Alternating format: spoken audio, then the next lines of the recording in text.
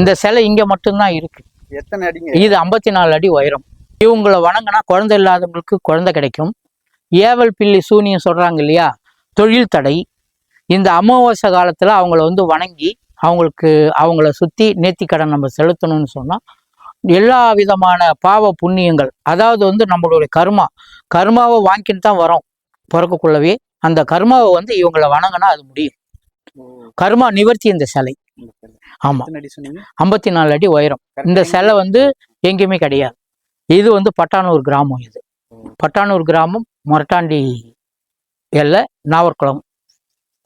ஆமா, இதுக்கு வந்து 2 வழி இருக்கு. ஒன்று திண்டிவனத்துல இருந்து நேரா பைபாஸ்ல இருந்து உள்ள நேரா வரலாம். இதை தவிர்த்து நாவற்குளம் உள்ளார வந்து இப்படி வரலாம்.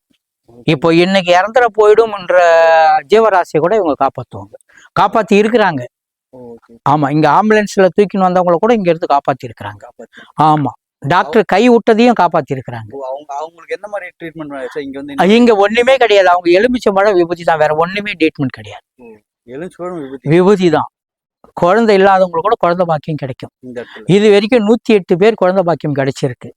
இப்போ போன வாரம் கூட 2 பேருக்கு டெலிவரி. இதோ இன்னைக்கு ஒருத்தவங்களுக்கு டெலிவரி. காலையில சொல்லி ஆசீர்வாதம் வாங்கி தான் மருத்துவமனைக்கு போய்க்கிறாங்க.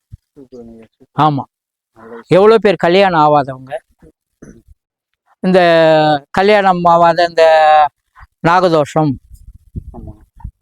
இந்த செவ்வாதோஷம், தள்ளி போறது எல்லாத்தையும் இவங்க கிட்ட நீங்க 3 அமாவாசை உட்காந்து பூஜை பண்ணிக்கினீங்கன்னா சரியா போயிடும்.